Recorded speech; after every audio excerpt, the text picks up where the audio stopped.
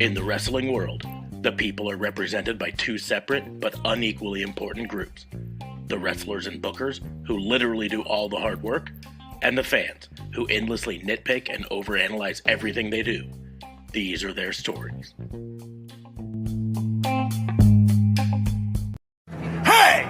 It's Warhorse, and you need to shut your mouth, open your eyes, and clean out your ears, because it's time to listen to the Raw and Order podcast. That's right, they're bringing you the best in all that meaty podcasty goodness in one, what is it, an hour? Two? Who cares? Who gives a shit? You need to listen to it right now, or else Warhorse is gonna, I don't know, roll your ass! Welcome to another episode of Raw and Order, the wrestling booking unit. That intro gets me hyped. I am your host, Detective Mark Smart, and I'm joined, as always, by my partners in crime fighting.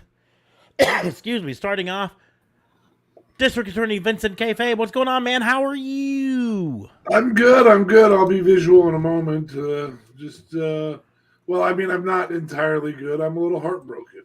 I've been cheating on. A lot of us are. Behind. A lot of us are. We lost two of the most beautiful women in the WWE this weekend. We'll talk a little bit about that. Also joining us from up north, RCMP, JLB. What's going on, man? How are you? Hey. It goes on. Unlike you, I am not heartbroken. I am happy for them. Very, very happy for them. And so happy that I've shaved my beard and I don't feel like showcasing me looking super young because of it. So I'm just on the audio today. But I'm good, sir. I am good. Yeah. Well, you could be heartbroken and happy for someone at the same time, I think. Can you? You can be. I mean, some people choose not to be, obviously. Holy cow.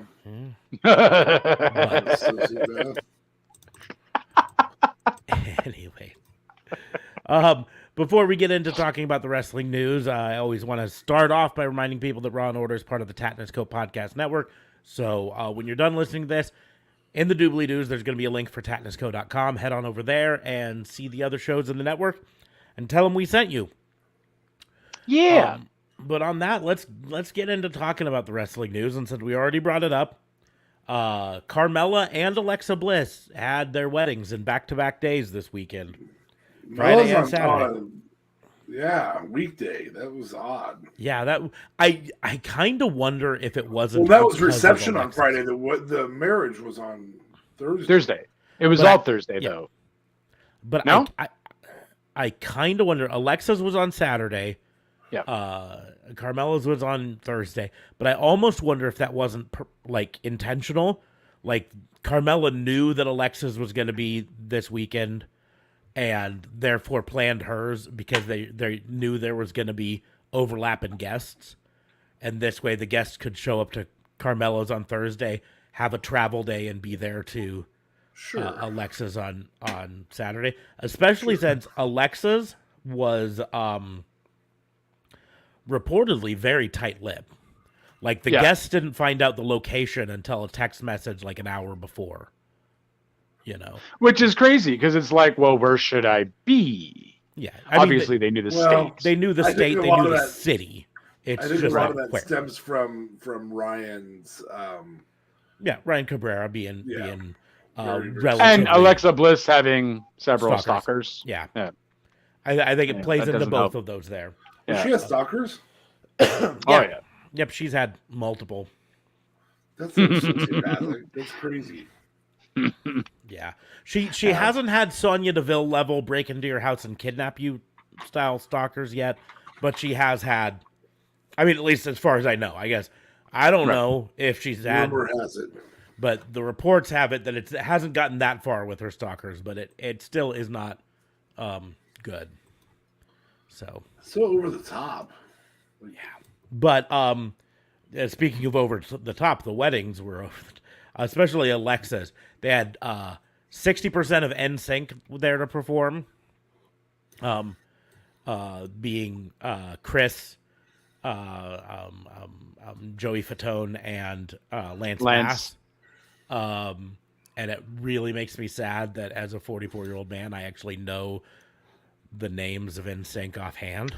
You also I know feel the like other you're ones that happy. weren't there. It's like Yes, you I also didn't knew have an the other ones article. that weren't there. Like, I'll point out I don't have an article open. I worked at a radio station for 10 years. So, also Bowling for Soup was at Alexa's. And, you know, that makes a lot of sense. Bowling for Soup has been Alexa fans for a long time. They even did a song with her about her. So that makes sense. But still, it looks like over the top. My favorite picture, though, of the weddings receptions was Carmela's that had all these people like Sonia Deville and I think Liv Morgan was in it and Renee Paquette and I mean all these people dressed to the nines. And then there was John Moxley wearing jeans, a t-shirt, a jacket, and a fanny pack. And it's about the most Moxley image I think I've ever seen. Yeah. It even trended on Twitter. And I mean, like, why not, right? I almost feel, though, Moxley wasn't there for a long time, though, just due to the fact of him just being his sobriety and all that. He probably was just there to say, hey, congratulations and bounce. Yeah, You know? he also And has again, I want to express we don't know that for a fact. We don't No. know that. Yeah. we just suspect, but he also has a fairly full dance card when it comes to professional wrestling. So it could be that he had to bounce out because he had an indie event somewhere. Any number of Something to things pay we the don't bills. know for sure. We but don't know. We don't know that he they- had to bounce out. We he do know. dressed what we would say is very Mox. Yeah, it was very Moxley, and I loved it. I loved every second of looking at that picture. I'm like, yeah, that's. I mean, that's somewhat every man's dream to do at a wedding. Instead of having to go in a suit and all that, dress up, Well, I guess not every man. That's kind of unfair. Some people like dressing up in that's a suits little- and all that. Well, That's a I little was going to much, say it certainly but- wasn't my dream of what to do at a wedding, but you know, apparently your dreams aren't as vivid as mine. So That's fair. Well, you know, Whoa, just that Where did whole. we get into vivid? I don't know. I don't know what he's got. I'm curious about his vivid dreams. he said But let's dreams not to go do at there. a wedding, and Oh, Jesus. you know, I mean, I desire to dress comfortably at a wedding, but that's not a dream of mine. That's all I'm saying. Anyways, Okay. we had a lot of other like non-wedding wrestling related stuff happening. this Really? week, Don't just say. including the WrestleMania Fallout show, Yup. the Raw Fallout, the SmackDown Fallout. We had an amazing episode of Dynamite and Rampage. Specifically, the Rampage. The Rampage is one that I will talk about at some point tonight because it was crazy. Yep. But yeah, it was a nice week for wrestling overall. I will say I was a little disappointed in the Raw after WrestleMania. I think we talked a little bit on FBI about it. It wasn't Raw after WrestleMania level to me. But it was a weird Raw. It wasn't Raw after WrestleMania, but certainly a weird Raw with obviously the Cody promo and Veer coming and Elias's brother coming. You know, so it was more That whole interesting segment than was usually. awkward, Usual, but I rather. mean, who better than Kevin Owens to be like? Oh, Kevin Elias? Owens did perfectly for that. Yeah. No, I'm Elias's younger brother, Ezekiel. No, you're Elias. No, I know for a fact you're Elias. No. Excuse me. But yeah, no, it was just one of those like I don't know if the luster has rubbed off of the Raw after WrestleMania finally, but it used to for be you, the luster is rubbed off of. But it used to be even as bad as Raw had been for months. The Raw after WrestleMania, it was where they had all sorts of surprises, and the only surprise that we had was Ezekiel, Elias's younger brother, showing up. So we're Veer not going to showing up- mention Veer as a surprise? No. It wasn't a surprise because they announced it a week before. Well, I mean, It can't mean- be a surprise if it's pre-announced. He's been coming for months. On They end. gave it a I know. specific date the week before, coming April 4th. They gave it, and so therefore, yeah. I mean, like I said on Tuesday, good on him. I'm sure he's exhausted. I'm exhausted after like 15 seconds, and Yeah, I mean, 15 Millisecond. hours, 15 15 hours. Days, shit. I mean, after 15. 15 time units to later be named. Parsecs. 15 parsecs. Yeah, it's But no, that's fair, I guess. But I mean, it was better Raw than usual, which is not necessarily saying much. yeah. No, it but was it's still better saying than something. usual. I'm just like we're used to over the last 2 decades. They made a really big deal. The Raw after WrestleMania is the most raucous crowd. It's the craziest Raw of them all. You never know what's going to happen. Maybe the folks in Dallas are just a little calmer people. But it's and about also that you never they've know what had can happen. all WrestleManias and whatever. I'm sure some of those people who were at the Raw were also at Mania. No, but 'Cause- that's the point of all Raws after WrestleMania. Is most of the people there were also at WrestleMania. That's the way it is because the Raw after WrestleMania is always in the same building, in the same town. So that's Right. nothing Same new town. this year. I don't think it was in the same building. I think it was in the same building that they had the Maybe the either way, NXT my and point the still being it's Hall of it's Fame. always the same town. That's Yeah. why they're considered the craziest is because it's the WrestleMania crowd part 2. But the biggest reason they're considered the craziest is usually on the Raw after WrestleMania, WWE pulls out all the stops and brings out surprises and brings out, like Rock. this would have been a better one. I get it. I understand why they brought out Stone Cold at WrestleMania Night 2. It was a big moment, but that's something that used to happen on the Raw after WrestleMania. Stone Cold would come out and everyone would be like, "Oh my God, it's Stone Cold," and there's really nothing like that, and so that's why I'm saying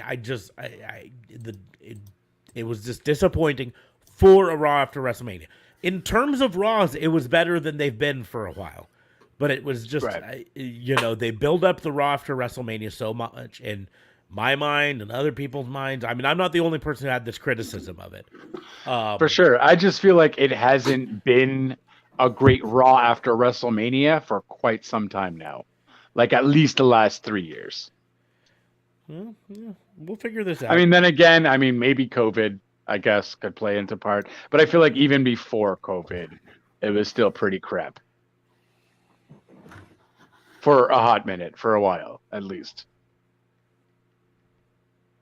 But, yeah. But no, definitely wasn't their top-notch Raw for WrestleMania, after WrestleMania. Absolutely. But I've lost faith in WWE, so, I'm not surprised. Let's see. Okay. We're going back to the Raw after WrestleMania 37. Bobby Lashley versus Riddle, Viking Raiders versus Cedric Alexander and Benjamin, Rhea Ripley versus Asuka for the Raw Women's title. So we had a title defense the day after WrestleMania. Miz and Morrison versus Damian Priest. Shayna Baszler and Nia Jax versus Dana Brooke and Mandy Rose. New Day versus Elias and Jackson Riker. Drew McIntyre versus Randy Orton versus Braun Strowman.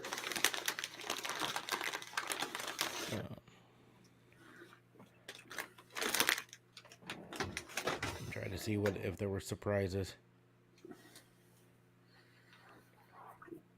The best kind of a prize is a surprise. It looks like last year What is was a that down from? one, so That's from Charlie and the Chocolate Factory. Oh, snap. my Okay. brain. Yeah, no, but it's definitely been like I don't recall being shocked for the night after WrestleMania for quite some time. So, at least the last, I'll even go as far as saying last 5 years, sort of. And you don't have to check each year, kind of thing. But it's been a while that I've gotten that extravagant Raw after WrestleMania feel. And that's my story, and I'm sticking to it. Yeah, You know, 2 years ago there was a WWE Championship match between Drew McIntyre and the Big Show. Oh, Afterwards, Jesus. God damn. anywho's, but that's I don't know. It's minor. Like I said, I just felt like for the Raw after WrestleMania, I expected it to be bigger, and it wasn't. But For sure. But Cody came out, gave a very Cody speech. Barry Cody, crying and all. Yep. Yep. I still firmly believe Cody is one of the best promo guys on the game, right? And that I think showed it. However, I do understand where some people's criticism come to because I mean, if this Doing was a it promo on for like my Young and the father. Restless, he would be spot on. Like if this was on some soap opera, I'd be down. Like soap opera as in not men's soap opera wrestling, soap I was opera gonna as say in what Young and Restless what exactly General do you call Hospital. professional wrestling? And I know you so well. I know you were thinking it. I just felt I had to clarify that because I know Yeah. how you like There's things a clarified. bad clarification. But Uh-huh. go on. I'm done. Okay. But and in a dark match afterwards, Cody faced off with Kevin Owens. Yeah. Why couldn't you just make that on Raw? Like, just make that a thing. Have your Because- little speech. Kevin Owen comes out and let that happen. Because Kevin Owens still has a feud of his own, and Cody's gonna be But he used in a doesn't. Who different. does he have a feud with? He just finished with Austin. He's finished with Austin. His whole promo was basically, "I'm not finished with Austin," but He's finished with Austin. Austin's not coming back. no, Austin's not coming back. But they're gonna shoehorn someone else into it, defending Austin, and then they're gonna go from there. And it's not gonna be Cody. Cody's main Or event Ezekiel, bound. hopefully. Yeah, it's probably going to be Ezekiel, to be perfectly honest. But Cody's going to be main event bound. Maybe main event SmackDown. They reportedly haven't fully decided which brand to use him on. Well, now that there's a unified champion, does it really matter? Well, yes and no, because they didn't unify the belts. They just unified the championships, right? There's still Right. two different belts. So Roman could still lose the Raw belt and say, I still have the Universal title, you know? Oh, that's a thing? Okay. Yeah. Because WWE I thought it was doesn't, officially unified. Okay. no, but it's not. WWE doesn't know what the word unified means. I figured they did with the whole Jericho thing. No, I just assumed. and the thing is that there's a bigger reason behind it, right? And that is Fox doesn't want their main title being defended on a USA Network show, and USA Network doesn't want their main title being defended on a Fox show. They also don't want to feel like their show is being used to promote a show on a different network, right? So eventually those titles will be split again. And eventually USA will have their own title that will be defended only on USA show. And Fox will have their own title that will only be defended on Fox shows. And that's what it will get to eventually. That's the real reason behind it. So it was never about unifying the championships in terms of making them one championship again. It was just about putting them both on one person. I guarantee you, for the next month or 2 or 3, however long Roman is still double champion, he continues to carry 2 belts out. And then eventually they find some way for him to lose one of the belts in a way that protects him fairly well.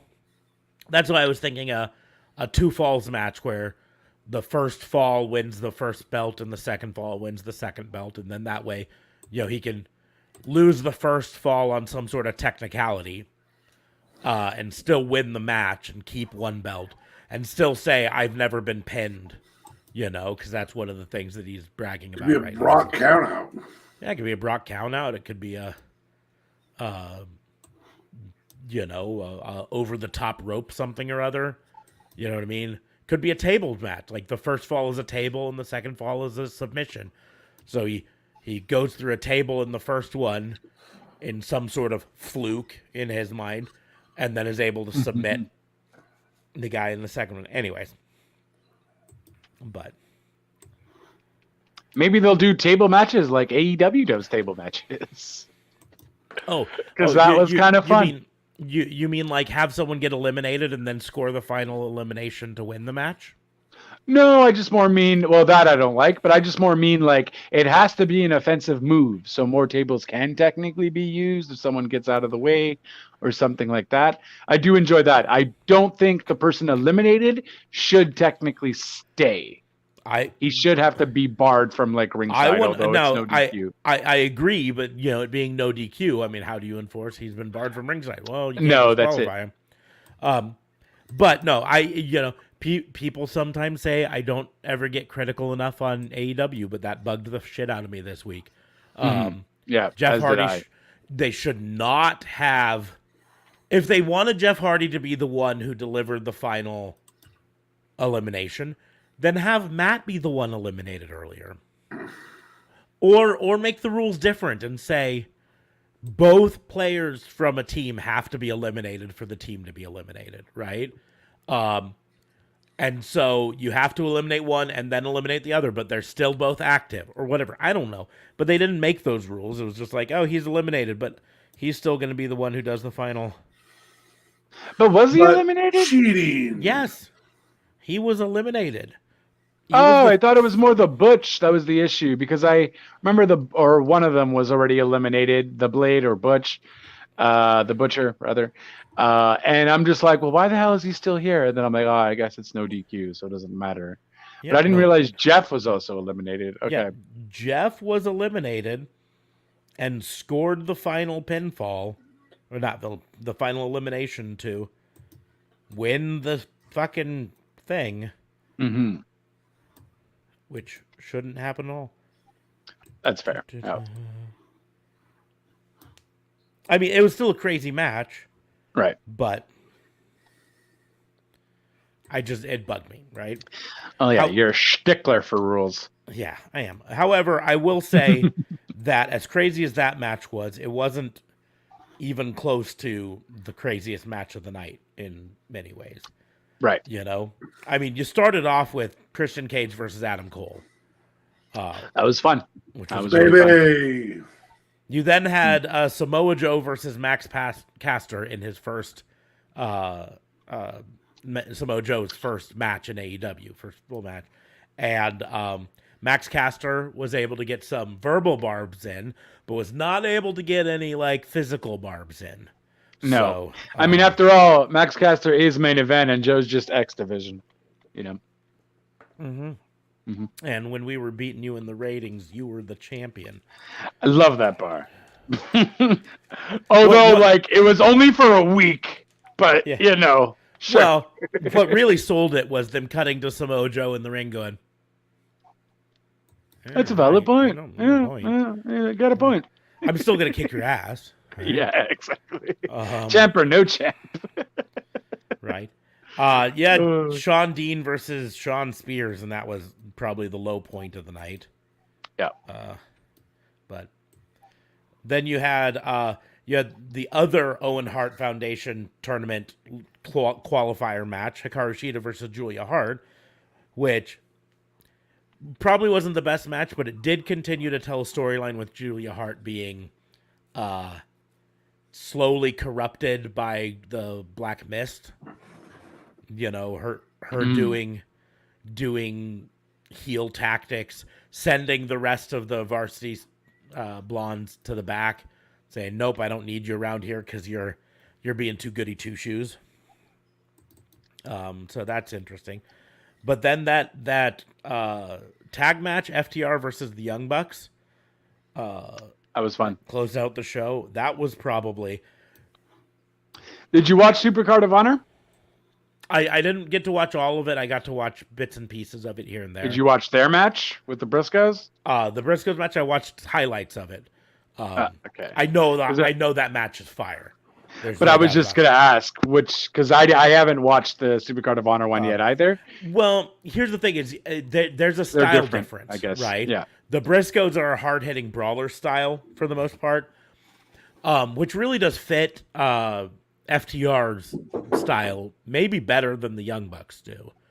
But the Young Bucks versus FTR is always fun pairing because of the clash of styles.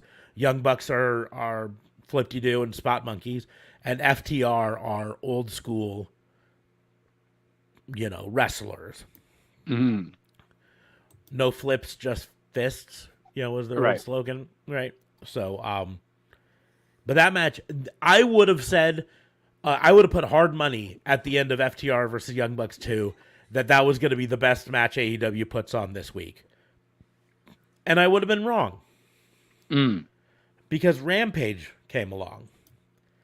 And Rampage had the best match that I think AEW has seen in a long time.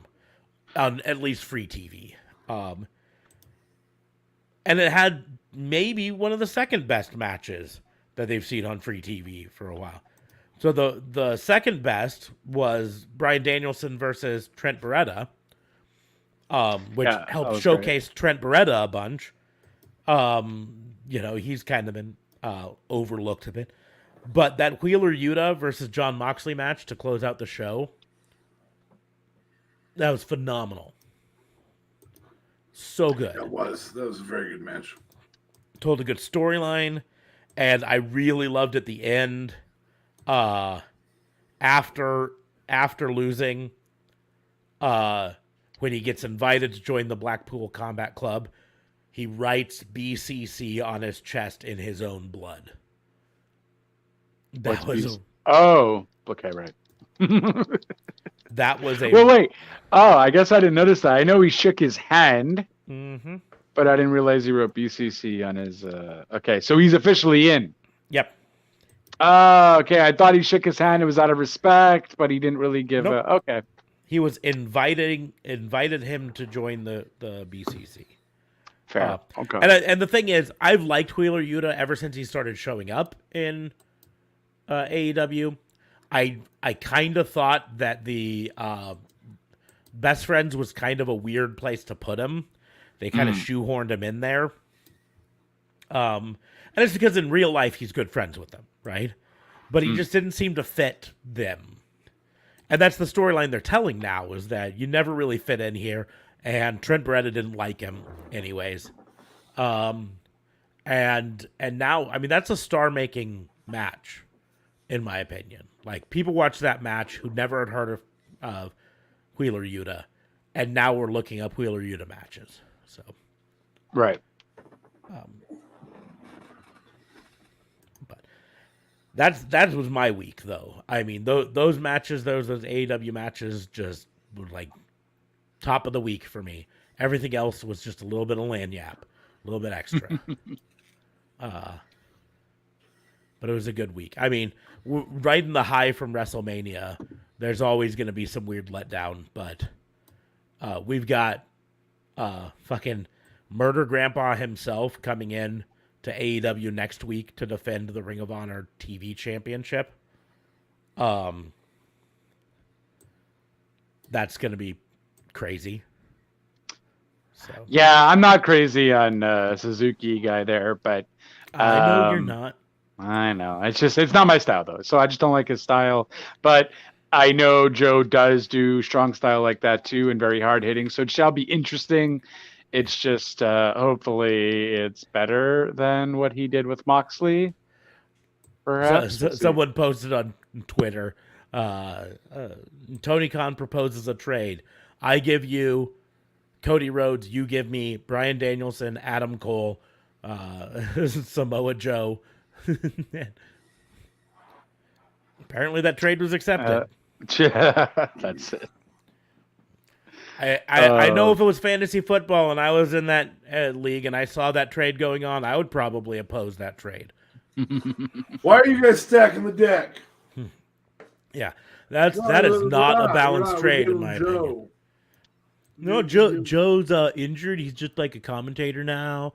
And won't be able to do much with them. Adam Cole is B team, he's just NXT. He's not main roster, right? And Bryan Danielson, he's got that injury. Who knows how much longer he'll be able to wrestle. But Cody Rhodes is a star. Absolute star. for 6 months, and then people will be bored of him. But he's a star. Well, unless they turn him heel. They should have just done that. Ugh. Well, I guess they Here's could have the with the debut, but I think it might still be coming. I know Cody doesn't want to be heel, but he wants to be babyface. But I said it before, if Cody had turned heel 6 months ago, he probably would have gotten the contract offer that he wanted. Right. And be still in AEW. The fans turned on him because they wanted him to be heel. And we saw that in WWE with Roman Reigns for a long time. Fans wanted him to be a heel, and he's doggedly stuck with being a face for so long. But when they finally allowed him to be heel, people just love it. Right? He's good at it. Dude, insert city, town, and acknowledge me is like the best thing in a hot minute. Yeah. You know, I mean, that's not saying much with WWE, but that shit is catchy as hell, and I even want to hear it, you know? Exactly. So. But. Other than that, in terms of wrestling news, I got more cards to open this week. So. We'll have some fun with that. These are more of the Chrome cards like last week, and I really enjoyed them. And my wife didn't know how much I spent on them last week, and she found out this week, so we probably won't be having too many more of these. I think I already had. Did she listen to the podcast? Is that how she found out? No, she was there when I bought them this week. Oh, okay. Pretty sure I already had a John Morrison. I'm pretty sure I already had a Paul Heyman. I had one of these, but I did not have the special hollow edition of T-Bar.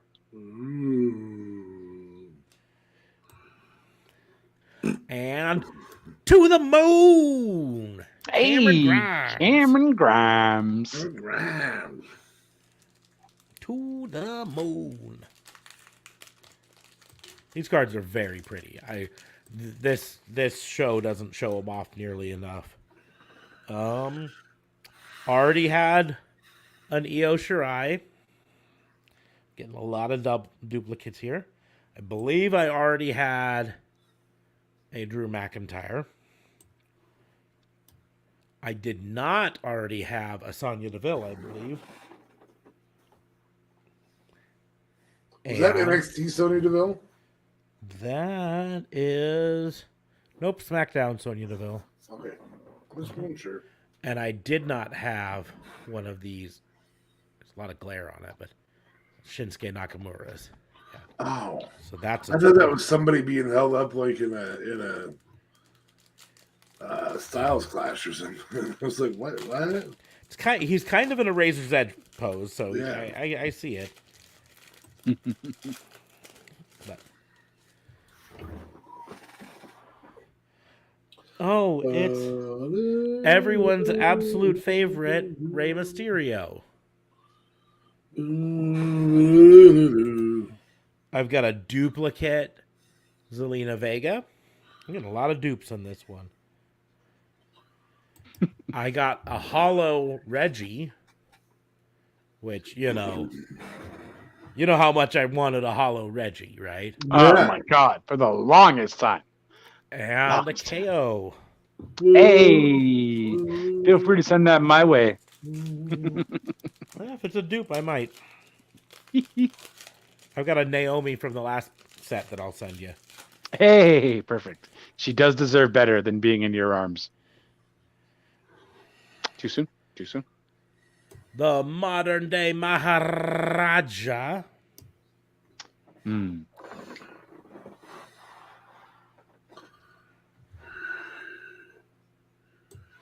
Bobby Lashley. Believe that. Ricky Bobby. The now face Bobby Lashley, by the way, got turned on. Yeah, I was not expecting that. I was expecting that to happen at Mania. Shayna Baszler. And that happened then. So and about time. Lord knows Omos can't do anything. Bailey. Almost needs an MVP. Yeah. I think that's really what it came down to. They tried Omos by himself for the last few weeks, and they realize Omos needs a mouthpiece. He just can't cut it by himself. So you guys are all fine, intelligent gentlemen, and I've asked this in my last podcast. Why do all bigger men have weird voices? Length of vocal cords. It's because we like to talk like this. It Just because they're stretched? It really comes down Because to they're so tall? because they're so tall, their vocal cords are longer, and just like a bass guitar, longer strings make things. Speak of the devil, by the way, top card on that one is Omos.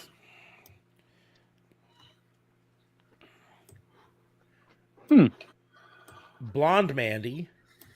This was pre NXT Toxic Attraction.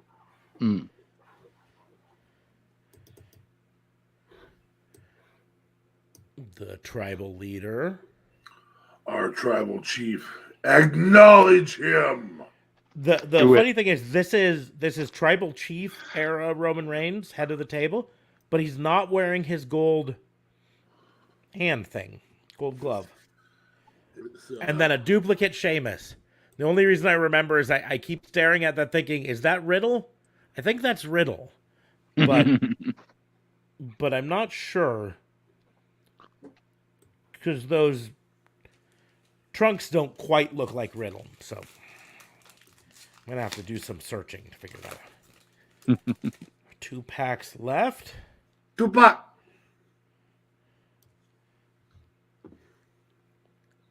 A grizzled young veteran.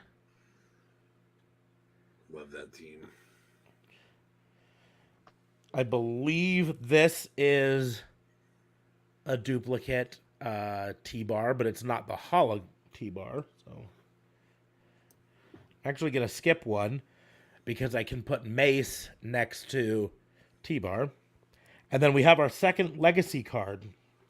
Last time we opened the Legacy Cesaro, who's not with WWE anymore.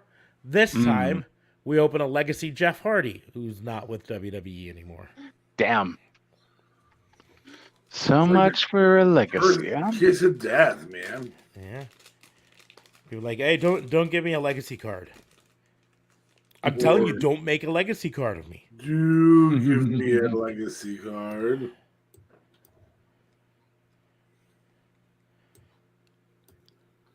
Austin Theory. Ooh. What? What? What? The man who What? jumps at my stunner like a crazed person? What? It was a great sell. And I liked it. I enjoyed it. will- And he technically even almost maybe paid homage to Jericho with that sell. Yeah. I don't know who sent me that video, but that was To me, almost it an was exact very, duplicate. It was very Razor Ramon-esque or Scott Hall-esque. Scott Hall sold it very similar. Oh, okay. This one is an interesting one because it's Raquel Gonzalez. Oh, but she's Rodriguez now. She's Rodriguez now. So I want to copyright Raquel Gonzalez, but I still want her to be Spanish. What should I do? What about Rodriguez? That's some good shit, pal. I suspect it has to do with trademark because her actual last name is Gonzalez, I believe. Okay. Whereas Rodriguez, they can trademark. Anyways. Returned this week on SmackDown, I believe. Lacey Evans. Yeah, promo-wise at least. Yeah. And I- she's a face. Yep. And I think this is a duplicate Kofi Kingston. Ooh. So. Is it a Boom Boom Kofi Kingston or is it a New Day?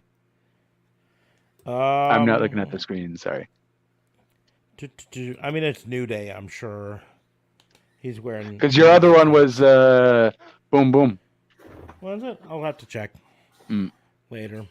Boom, boom. So that's all for this set. The dirty secret my wife doesn't know is I bought 2 sets. So I've got another box to open.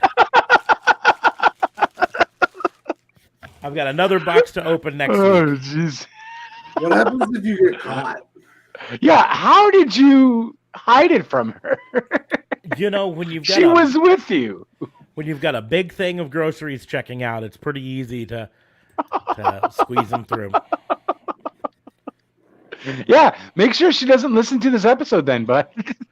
Oh, she listened to our episodes for a while, and then she realized that all we talk about was wrestling for the first hour and a half of it before we really go off on a tangent. Oh, And she's okay. like, nope, I'm done. I'm not going to listen to wrestling all the time.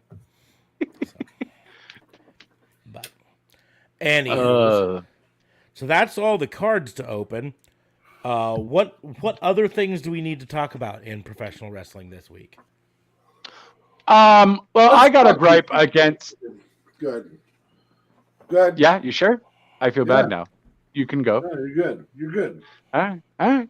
I got a gripe with Ron Breaker not winning at NXT Stand and Deliver, but then winning on Raw with no crowd selling his win whatsoever.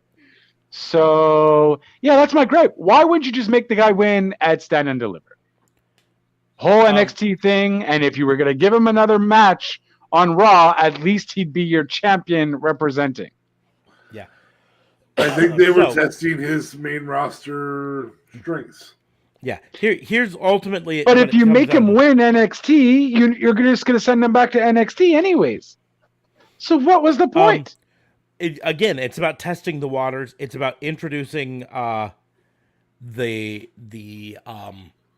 NXT champion to the Raw crowd. Here's the deal: is Raw gets about 2 million viewers a week, give or take, and it sells out or at least fills arenas of 6,000 to 10,000 people every week, right? Mm-hmm. NXT sells out the NXT Performance Center, which seats maybe 1,000, maybe 2 tops. I don't even think that much, and gets 700K max viewers, right? Mm-hmm. So this was about introducing someone that they see as a potential star to a larger audience on a big stage, the Raw after WrestleMania. Do I agree with you that they should have had him win at Stand and Deliver if they wanted him to be the champion? Yes.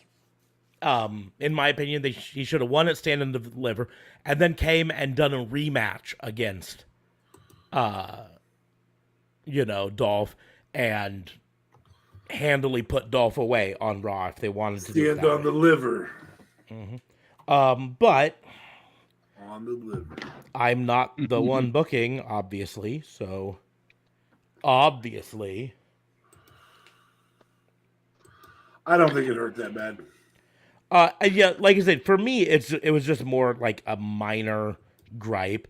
My bigger gripe, it's just a stupid booking move. Like, it just have him show up as your champion, make him face Dolph, and make him still beat Dolph anyways.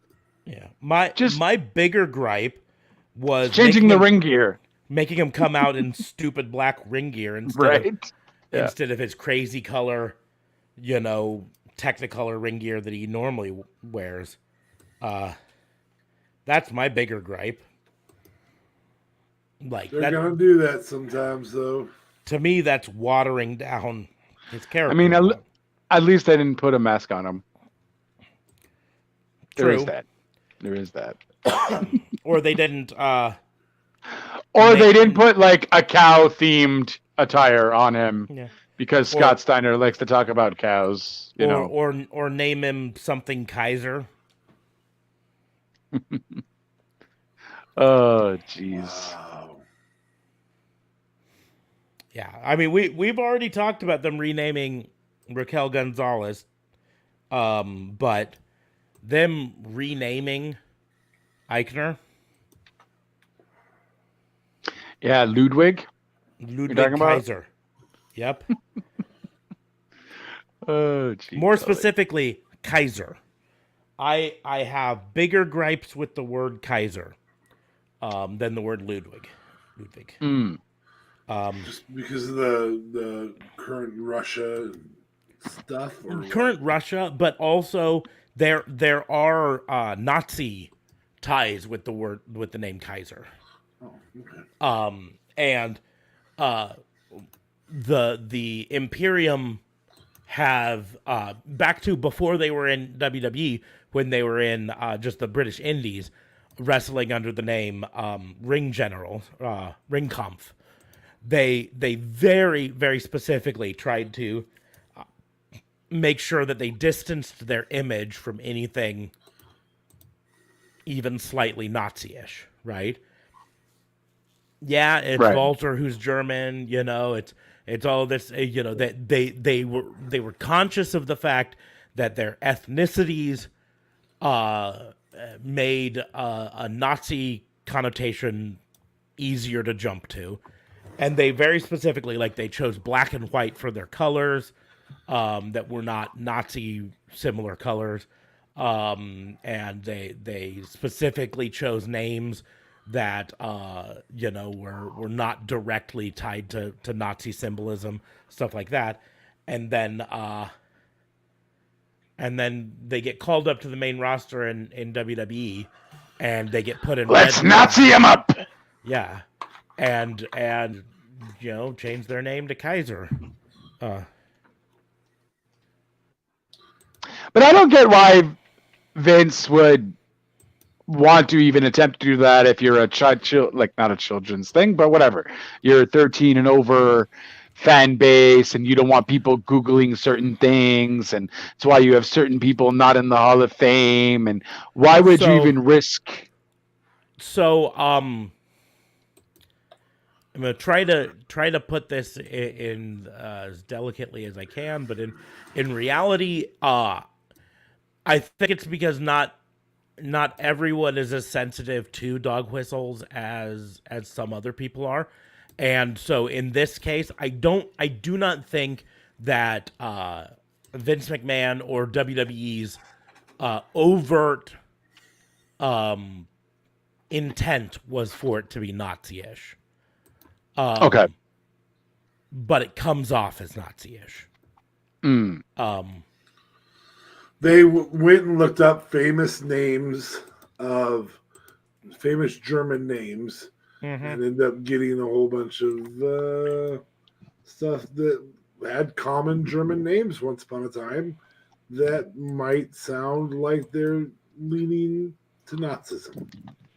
And that's ultimately, especially with how society is now, with so much sensitivity towards certain things, and I don't know. I just figured prior to Nazi Germany, just to give clarity clarification on this, the Emperor of Germany was known as the Kaiser. And so Kaiser Wilhelm II was a German king. Yeah, well, it's a very popular German name too, if I'm not mistaken, or last name. And so when the Kaiser abdicated prior to World War I, that's really what led to the rise of Nazi Germany. Anyways, we're not a history podcast, and we're not gonna get too much into it. I just had issue with that particular name change, adding to it the gimmick change, not gimmick change really, but the ring gear change. Like it them combined together. And I know, like I said, I do not think WWE, at least Vince McMahon, openly was trying to do it. I mean, they're not blanketing them in swastikas or anything. Yeah, but there were. It's like the sum of all of these changes adds up to, in the minds of lots of people, a certain change, right? And that's where my worry was, right? And I've got Jewish relatives, and relatives of other religions that were persecuted. And so I'm a little more sensitive to it than some people are. I'm a big supporter of the Anti-Defamation League. And I highly recommend, talking politics, but if you really want to, go to the ADL's website. They've got a database of hate symbols, right? What we would call dog whistles. Those words and phrases that get thrown about by hate groups, as a way of being able to speak hate in public without openly speaking it. With some Symbols or yeah hand signs and hand sign whatnot. symbols, words and phrases, numbers, things like that. And the whole thing about it is it's supposed to be plausible deniability. Oh, I didn't know it was a hate symbol. I was just throwing up the okay symbol or whatever, right? That's the way dog whistles exist.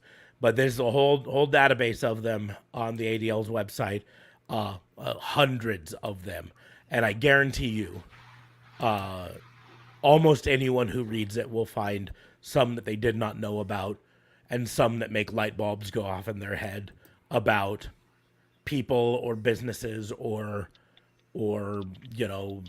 places that they're familiar with, right? And they'll go, whoa, I now I'm thinking twice about that business or that person. So anyways, but back to WWE. I didn't like the name change.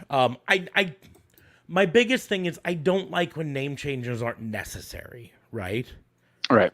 Like, if they wanted to change Eichner's name, they could have changed it when he came into NXT. And they chose not. That's the thing. If just change it before they get full-fledged NXT. How do you have a guy with the same name for like 2 years, including in the UK and whatnot, and then just like, hey, you're going to Raw. We've developed you with this name all these years, but no, we're going to change things around. Like, why not just do it beforehand so people get used to it, and then you still own it anyways? And that's that. I guess maybe it has a contract scenario thing, perhaps, maybe too, where those smaller contracts maybe can't allow them to copyright names or whatever, but I doubt it. And why not just, if so, why not just make it part of the contract anyways? Yeah, WWE seems to do whatever they want anyways, so. I know it can't be related to their smaller contracts or anything like that because they've made NXT wrestlers change their names all the time. In NXT, in fact, Raquel Gonzalez had her name changed in NXT. She wrestled under a different name originally, and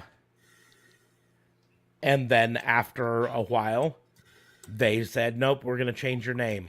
I'm trying to remember what her original name was. I'm looking it up here because Big Mommy Cool Raquel Rodriguez now. Reina Gonzalez, I believe, was her original one. Yep, Reina Gonzalez. Her real name is Victoria Gonzalez, right? And so she wrestled under Reina Gonzalez in the original Mae Young Classic, and then in 2020 they changed her name to be Raquel Gonzalez when she helped Dakota Kai and partnered with Dakota Kai. And then the biggest frustrating thing, though, is they won their match at Stand and Deliver and became the tag team champions. And then they lost it back on this week's NXT just so they could bring her back up to the main roster and change her name. But it kind of puts Dakota Kai in like a weird limbo. What she's supposed to do. Obviously, they're not planning on bringing her up to the main roster because they didn't have hide nor hair of her on NXT on SmackDown this week. But what does it put her? But like they've already done it with her. So I understand it, right? But that's my thing is if the name change is part of a character, a total character change, a gimmick change entirely, it makes a little sense. Like, we give Butch a ton of crap, and I give it because I think it's a bad name. But it is part of a gimmick change for him. full character and everything. Yeah. Full character, full gimmick change. And so I get it. I think it's a bad name. I think they're missing out because the Bruiserweight is a lot better of a gimmick than Butch. He wears like the newsboy hats and stands at ringside, and I don't know. I always feel like he's about to like serenade me with a West Side Story musical piece or something. Like, no, it would be Newsies. Oh, okay. I was confusing my musicals. Pardon. But like Raquel Gonzalez, like I might. That's a minor change. I'm not gonna throw too much. It's the Fabian Eichner to Kaiser. That Ludwig Kaiser. Nope. It doesn't even sound good coming out of the mouth. Ludwig. Heck, Von if they Beethoven. I'll even agree with Walter on this standpoint. He says if his original name was Gunther and he changed it to Walter, that we'd give him crap for it and we'd be all angry. And he's kind of right. Because the problem is not the name Gunther, although I think it's bad. The problem is he's been Walter for years. He's established as Walter. Mm-hmm. He didn't have a gimmick change. He didn't have a look change. He's the same guy, just with a different name. And delivered a promo saying... Yes. Yeah, call me this new name now. Yeah. Like... And that's part of where the problem is. Yeah. Is, just be the character until you're not the character and then change it then. I don't know. But I feel bad for the one left behind in NXT because I just don't think there's a plan for him now. And that's always kind of a shame. You know what I mean? For Marcel Martel? Yeah. He's the one who bailed, right? Eichner's the one who bailed on him. Yeah. On Martel. Yep. Eichner's the speaker of the group. Mm-hmm. I just think, whenever you break up an established tag team to bring one up to the main roster, it, to me, shows a lack of faith in the other one. I think they should have brought them both up. They should have. I agree. I think they should have brought, in fact, all of Imperium. Yep, I agree. They cut it from 4 down to 3. It's still a viable faction. Mm-hmm.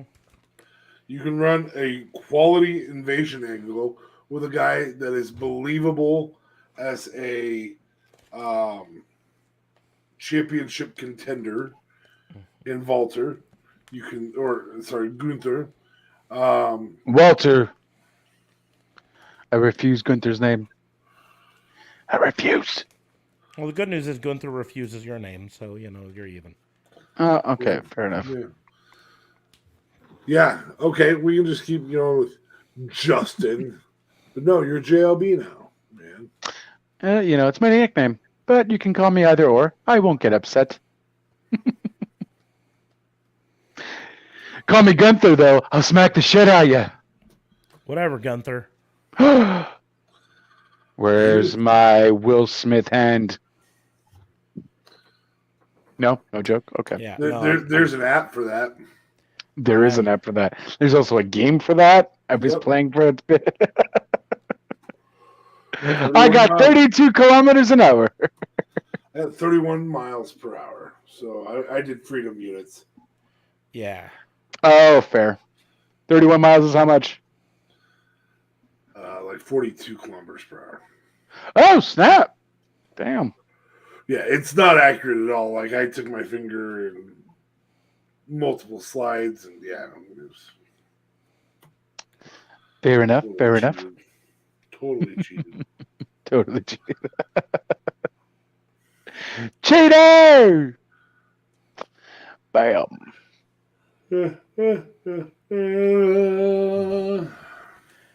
Anywho, There's not a ton of news this week because not really. I mean, it was WrestleMania week. So yeah, it was come down from WrestleMania, and I get it. I don't know. I would have preferred to see a little bit more out of Raw. We did, to recap Tuesday with JLB, we did invent some games for professional wrestling. We did indeed. Smarks immediately went after, I obviously went after Brock Taker game.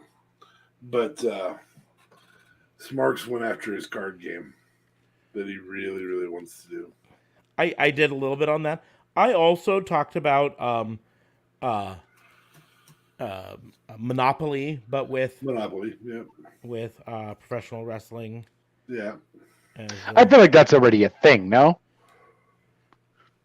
Like, I'm sure someone's made it. I don't know. Like, no, not WWE made it, but I'm sure, like, someone made it on Etsy or some shit. No? Okay. Like I said, I've never seen it, but, I'm not saying it's not out there. No, I just haven't seen it, so that's what I talked about. But did Shoots and Vipers? Mm-hmm.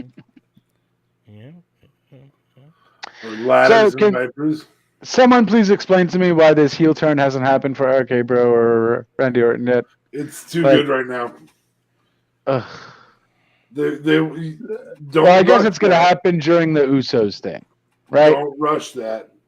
I don't know when it's going to happen, but don't rush it. The thing is, they're too popular right now. And WWE merch sales start dipping, then we'll have a change. But and you're not wrong. The best time to turn someone heel is when they're at their peak popularity.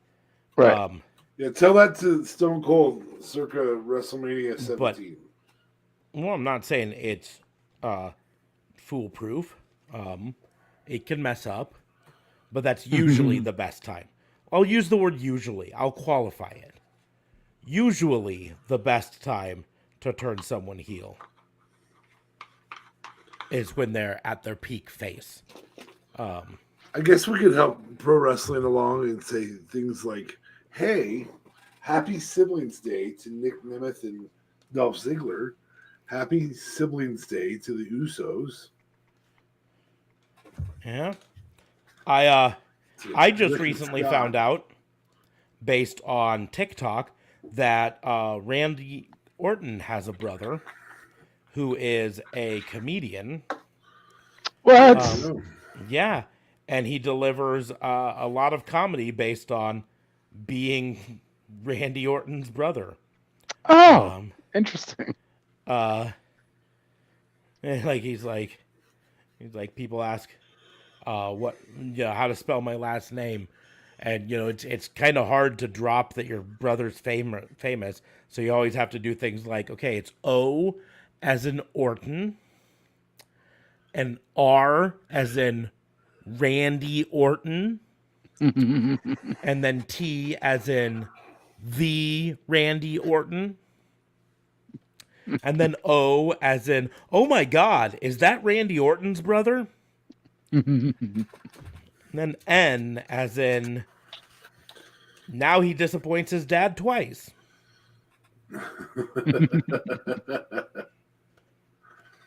N is as in not Randy Orton.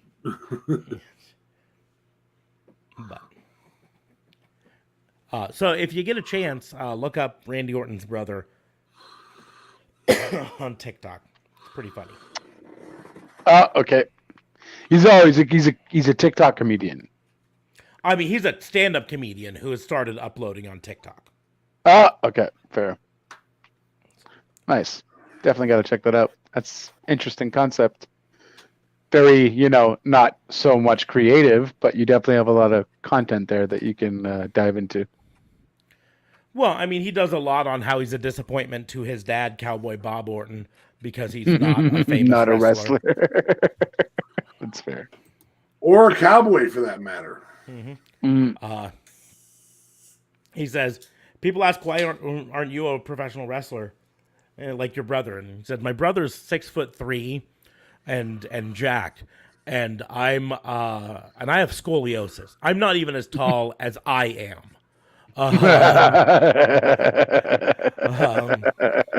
That's a good one. He says, when I was in amateur wrestling in high school,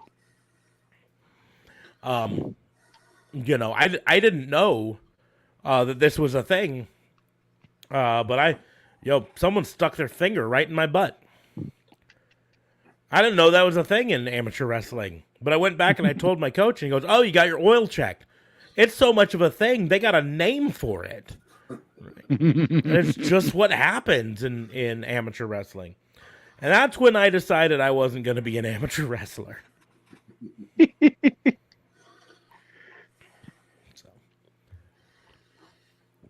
But looking forward to this week. AEW's got some good matches. Hopefully Raw is not a garbage fire. I mean, now that we have Veer, all is good in the world. Let's talk a little bit. Veer was actually pretty impressive, right? Yeah. Came out and destroyed the guy. Looked good. Named Rey Mysterio. Yes. No, the one he really destroyed was named Dominic Mysterio. That's the one we need to focus on. That's destroyed fair. Dominic Mysterio. Because are they making Veer a face? Is that what they're doing there? Well, they're clearly making him a heel. I don't know. That's a pretty face move to me. You destroy Dominic, most of your wrestling fans are going to go, "Hey, all right. All right, let's do this. Let's destroy him again." I mean, I'm fine with week after week of Dominic getting destroyed by him. Yeah, by Veer. Yeah, just by Veer coming right on Dominic. I don't know if I really want to see that every week. I mean, I guess as long as I don't have to pay $19.95 for it, It's free on television. It is. That's my point. Coming to Dominic. I mean, people at other promotions would charge $19.95 for that sort of shit. Well, the money shot on free cable. Now that's another piece of news that now WWE wrestlers have been released to the ability to earn money on their own. Mm-hmm. Again, that's a change. Apparently, thanks to Triple H. It is interesting to think about it and realize that whole outlawing it did mostly take place in the post Triple H, era, right? And realizing that as soon as Triple H came back, he was like, no, they get to do that again. And Nick Khan's like, yeah, you're right. I should have let him do that. But I mean, I don't get it though. If Vince listens to Nick so much, and then Trips comes and he's like, "Nah, Vince, they should just let him do it again." Why does he listen to him? There's a certain amount of speak that Triple H has that can probably affect shareholders. Yeah. Even more than that, I don't think he convinced Vince. I don't think the rule was ever a Vince rule. I think it was a Nick Khan rule. Nick Khan came in as a businessman whose goal was to make WWE more money, right? And he saw, hey, these wrestlers are going off and making money in a way that does not make WWE any money.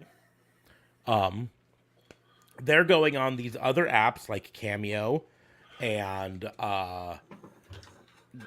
Twitch and whatever, and they're recording or live streaming, and they're making money in ways that we don't get a cut of. And that was the big key, is the part of it was we don't get a cut. The restructuring of it was, reportedly, you can't do Cameo on your own. We are going to set up your Cameo account, or more specifically, probably a WWE.com special section account that we can monetize. And then it was going to be paid out based on your merch sale splits, right? So WWE was going to take their cut, and you were going to get paid out based on your downside guarantee and your merch sale split. Instead of getting the full cut of it that you were getting from Cameo or Twitch or whatever. This was entirely a business decision, and I think it was entirely Nick Khan. And because Triple H wasn't there to advocate on the behalf of the wrestlers and point out that the other guys are actively using this to recruit people away, right? When those people become free agents and they're thinking about where should I go for my job now, and they're looking at the different companies, one of the companies is saying, hey, just so you know, you come here, you can still do your Twitch, you can still do your cameos, you can still do your whatevers, right? If you want to do an OnlyFans or whatever, have a blast with it. Do it. What you do in your free time is not our business. And how you make money outside of us is not our business, right? And because they were making it part of the marketing, they were winning a bunch of converts. And Triple H was able to bring that up to Tony Khan and say, listen, this is biting you in the butt. And WWE had made these decisions and then never capitalized on them. Triple H just brought it up to Nick Khan, Yeah. But had made these decisions and then never actually capitalized on them. That's the other thing I want to point out. He'd made these decisions based on eventually capitalizing on them, but did not eventually capitalize on them. We never did get a WWE branded Cameo replacement, you know? And it could be that Nick Khan was like, God, it's fucking expensive to set that up all by ourselves, you know? Set up our own servers for this stuff, set up our own payment portals for it, all of this stuff for it. We got to set up all these rules. You know, fuck. Welcome back. Thank you. Sorry. But Currently on Cameo available. Actually available. There's a whole bunch of wrestlers listed. But Mandy Rose, Happy Corbin, Shinsuke from WWE. Sorry, I am going to get specific. Montez Ford. There's a whole bunch that are going to be available, it looks like, or temporarily unavailable. Can Shinsuke speak perfect English? Perfect? I don't know. Do you speak perfect English? That's fair. I mean, can he speak English? Like, he's good enough to do a cameo? I don't know if you need to speak English very good at all to do a cameo. You're saying stuff to someone. JLB, Ric Flair. Can I make a cameo? You have to be. I'm sorry, I JBL. have to have some popular status, JBL. no? JBL. Sorry, Yeah. JBL. Oh, You have to establish that you're someone in the public space, and just having a podcast is not enough for that. Ric Flair will do live video calls. of course he will. Robert He'll Stone. helicopter his way through life. Robert Stone will currently do that. Can currently do them. Gunner can currently do them. I don't know if Cully's on a Legends contract or not, but he's available. Again, I'm avoiding ones that are not currently with WWE.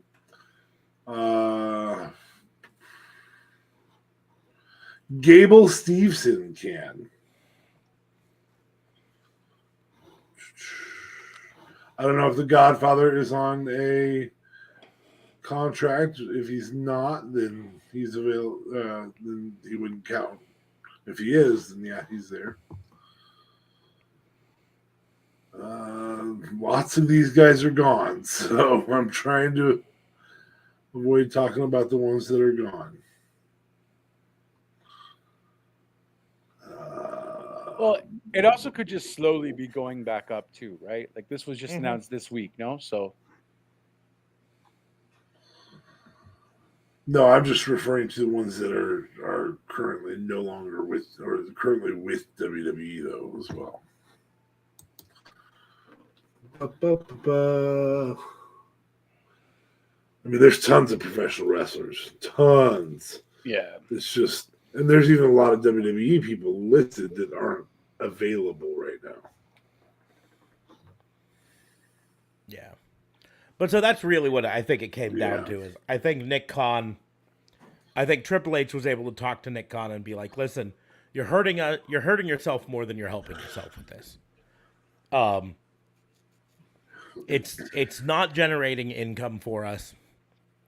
It's going to be super expensive if we wanted to, and it's a PR nightmare for us.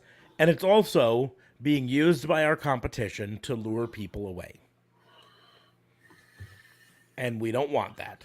So, how about instead of doing that, we just let them do it, and it'll make people happier. Yep. They'll go off and make their money, and then they'll be less likely to walk away from a contract with us. Because here's the deal. Toni Storm walked away from WWE. And they apparently didn't see enough value in her to fight. You know, unlike Ollie, who they're forcing to live out the rest of his contract. And probably tacking on more to his contract for not showing up and yada, yada, yada, right? With Toni Storm, they're like, okay, fine, we'll release you. And then she goes off and creates an OnlyFans and makes $40,000 in her first day. And that's subscriptions, so she'll continue to make the better part of $40,000 every month, as long as those people stay with her, right? Now that's not WWE money by itself, necessarily, but it's fucking good money, right? And now she can get a contract with the competition. We don't know what her AEW contract is in any way, shape, or form. But she's living a good life now. She's controlling her own choices. She gets to wrestle where she wants to and when she wants to for the most part. She gets some financial security from this OnlyFans account. Speaking of which, have you guys ever heard anything about Nia Jax's OnlyFans? Only that she was launching it, but that was like March 31st. Yeah. The simple fact is, I said this before, Nia Jax will get money. She'll get money off it. She's not going to get $40,000 in her first day money. Okay. Right? She'll live a comfortable life. She'll be able to support her life in a more lavish lifestyle than I do. Off of her OnlyFans. I'm not denying she's going to be successful at it. She's just not going to be Toni Storm level successful. She's not going to be Jordan Grace level successful. Mm-hmm. Well, Jordan Grace has been building up her following for some time now, and she has various niches of bodybuilding and so on and so forth and whatever have you. So that's totally different. And again, I'm not trying to belittle what Jordan Grace has done or what Toni Storm has done or what any of them have done. That, you know, they work hard, they earn their money, but in the end, there's a reason that Toni Storm made as much off of her OnlyFans, and she appeals to a wider margin than Lena Finini. Mm-hmm. There's definitely going to be people who sign up for Lena Fanini's OnlyFans, right? But it's not the same level of people that have signed up for a Tony Storm. That's my thing. Right.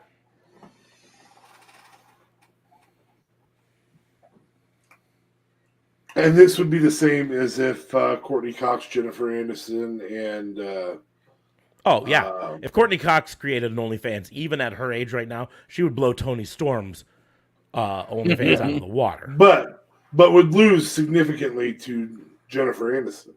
No, yeah, exactly. Yeah.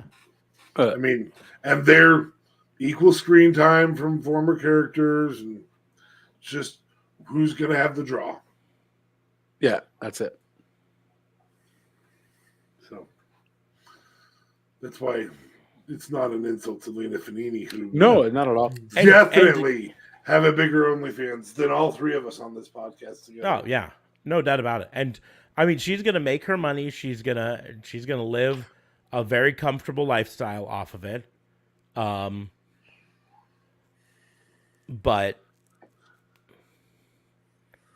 it's not going to be to the level of success of Tony Storm.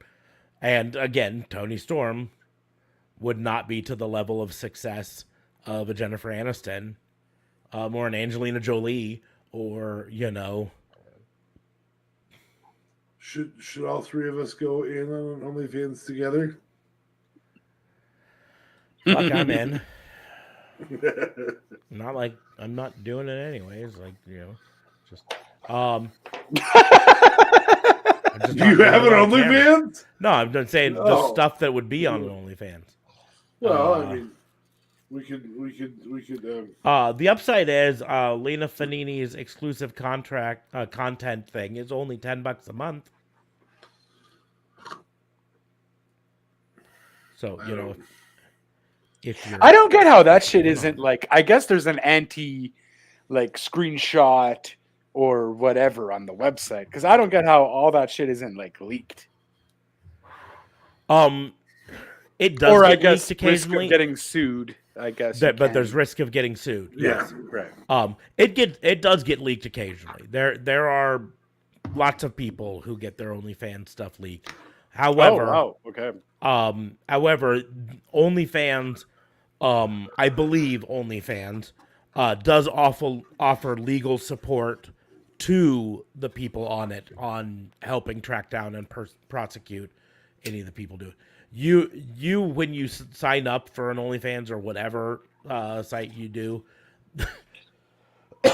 as a subscriber, you agree that you do not have the rights to reproduce, sell, or copy any of the material on there.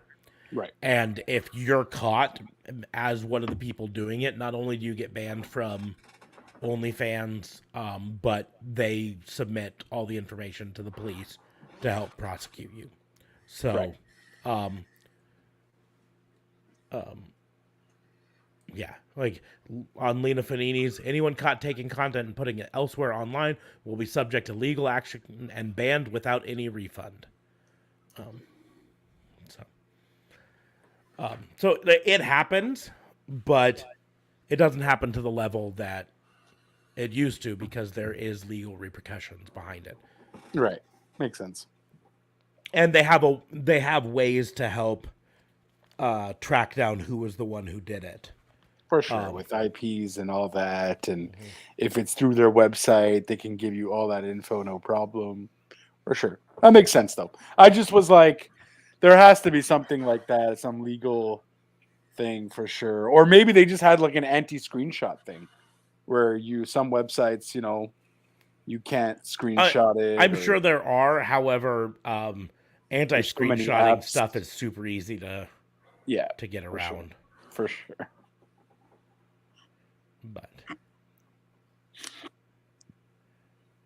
yeah. Bam. But yeah, like right now, to give an example of what I was saying,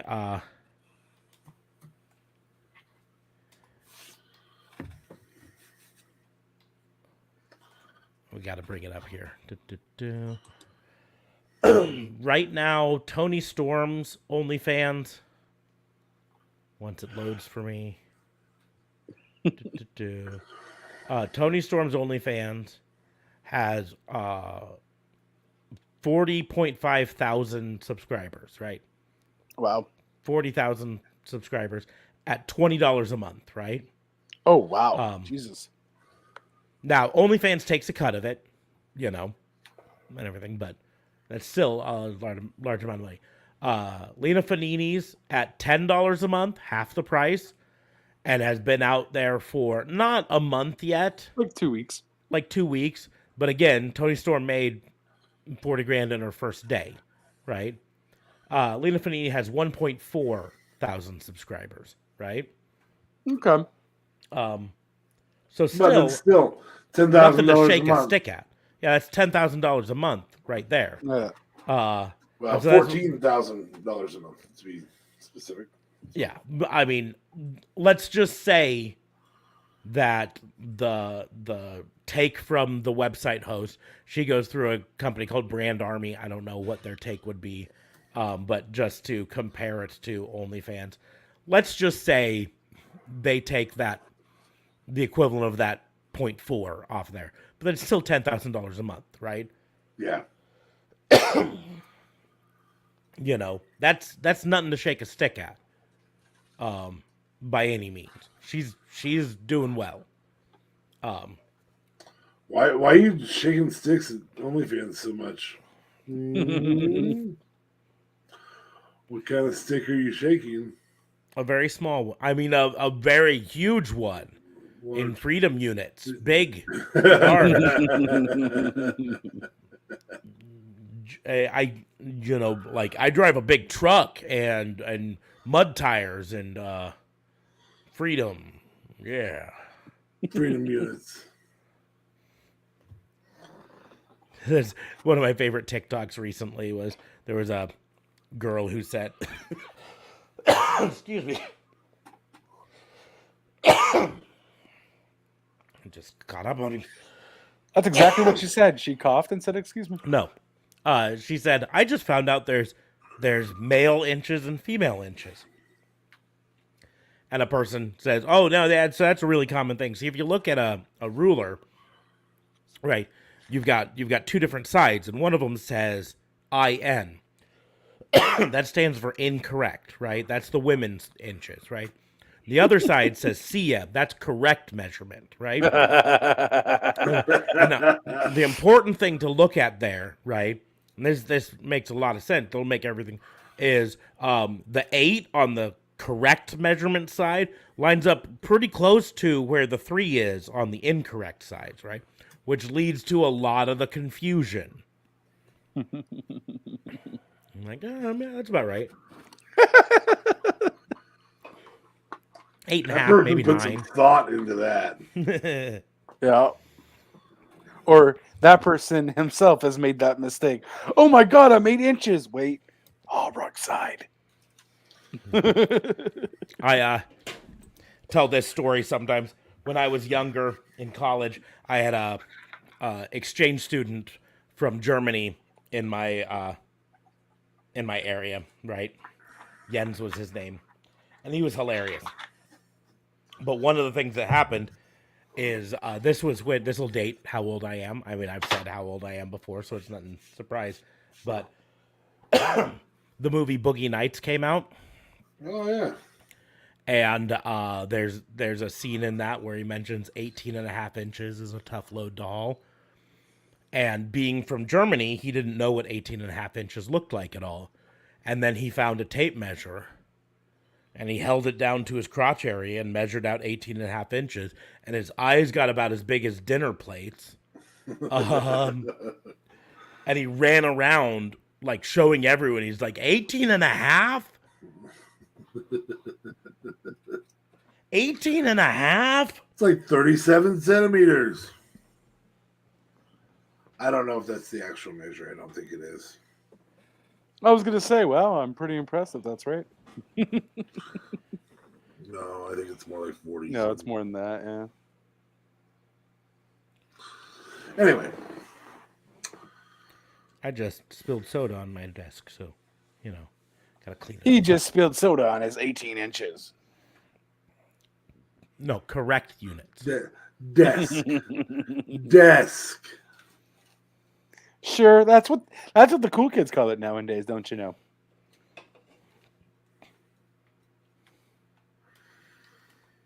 No, Let's I figure don't it out. know. No, you 18 don't and a know? half inches in centimeters. 47 centimeters. Oh, see, I was only off by 10 centimeters. Yeah, that's what she was thinking to her head while she was doing you. Oh, but All right, game time, guys, because clearly there's no news. it's not game night, so Game night's on Tuesday nights. Oh, The night you normally fall I asleep. mean, and if you don't want join to us. play, if you want to play Brock Taker game, Why is this Taker? Taker.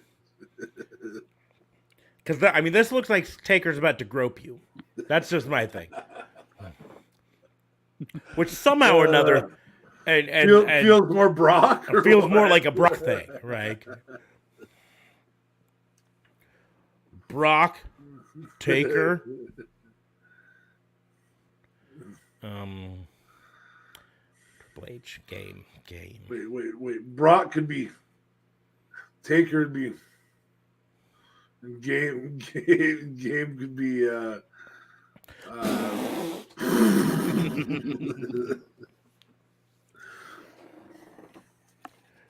Honey, why is the room all wet? Well, we were playing Brock Taker game, and the important thing is you take a drink before every.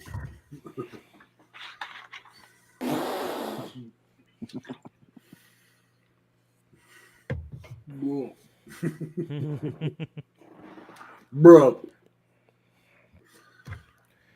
Anyways, I think he's not back. He didn't even show up on Raw. That was yeah. He's making a brief disappearance. Yeah, I wonder if Brock's gonna just disappear for a while, Show up at SummerSlam or Yeah, something. SummerSlam, maybe not even till Survivor Series. Show up when Roman is defending at some point. Yeah, heck, he could even be the reason that Roman loses one of the belts. So Roman isn't injured? He might be. We don't know We still don't know? officially. Yeah. I suspect he is. We talked about it on Tuesday when he came out on Raw and held the two belts up like this. You could see him absolutely grimacing and wincing in pain with his left arm. Like, Oh, No. you could? Okay. That said, it could be something he can work through. but yeah, if it was dislocated and he popped it back in and there wasn't any ligament damage, it could just be He's down sore. for a while. It could just be sore, and he rests it for a while, and he's fine. Even if there's some ligament damage, an athlete of his level could probably work through for a long time. And through rest on his days off and stuff like that would probably be, okay. It's as long as the ligament damage didn't get bad enough to be like a full torn ligament. Somebody gets for a little while. He doesn't need to spear anybody. Yeah. And the simple fact is, after the match he had at WrestleMania, it's not uncommon for the winner of a WrestleMania match to not wrestle a match until at the next pay-per-view. You know what I mean? Yeah. And so he's probably got a month. It was going to have a month off from wrestling a real match anyways. And then he can wrestle a match at WrestleMania Backlash, and they can make it a pretty simple match where he wrestles against somebody that he can just kind of squash really quickly, deliver a Superman punch, choke him out. So do we think he's facing Shinsuke, or was Shinsuke just filler on SmackDown? He might be. I mean, eventually he's going to be facing Cody, I think. But I think they're going to build to that over months. I think he's going to face whoever Roman loses that other title to. I don't think he's going to be facing Roman. I mean, they've got to feed someone to Roman. Yeah, but Cody's going to be winning whatever he wins. And I don't think you can double protect Roman versus Cody in that way to the point where Cody doesn't look bad and Roman doesn't look bad. I guess sure, unless Brock shows up or whatever, but I don't think you want to make Cody win any kind of way either, aside from a clean win. That's why a two falls match can give him a clean win, but still protect Roman. You know, Roman ends up with one title still, and can stay. I've never been pinned. So I think you're only going to see Cody in the title picture like by next Mania, because you're not going to do Cody so soon like that, or else it's going to let this whole hype of Cody come in, make him wrestle, get the fans behind him. If he does keeps doing matches like he did with Seth at Mania, the fans will go behind him, get behind him again, and then I don't think it's going to go all the way to Mania. like SummerSlam. Maybe. I think SummerSlam or maybe Survivor Series at the latest, sort of a thing, or somewhere in the middle there. But I think 6 months or so, we'll see that. What's the next pay-per-view? WrestleMania Backlash, May 8th. Oh, that's right. And then what's after that? I don't know if they fully released their pay-per-view schedule, but let's find out. Look, 2022. Pay-per-views, WrestleMania Backlash. And then we've got Hell in a Cell, Chicago, June 5th. Money in the Bank in Vegas. Vegas. Hey, the Hell in a Cell June 5th will be just a few weeks before WWE Raw in Lincoln, Nebraska. It sure will. That's right. Did you guys get your tickets yet? Nope. I'll be buying them this weekend and probably. Don't know if I'm doing. My son did not seem all that keen on front rowing it, so I don't know if we will or not. Yeah. Oh, how come? There's no reason for us to front row it other than to put this stuff on TV. Which, is a reason, but I don't know if it's worth it. I don't know if it's 500 reasons. I don't. We weren't necessarily doing the 500 seats. I don't think one way or another. I don't think. I don't know. My kid gets into it. I might pony up, bud. Well, okay. Does your kid have a phone I can text? Get into it. Fucking raw. Do it now. Fucking raw. Wait. Did I just? Why did you just? Did I just text fucking raw to a kid? Undo, unsend. Oh shit. Wee. Get into fucking raw. And Warhorse will no longer be promoting our show anymore. Be like, I don't know who those fucking guys were. Yeah. Or we get him to redo it, and Warhorse is just like, it's 1 hour, 2, I don't know, but just get into it. It's fucking raw. In order, WBU.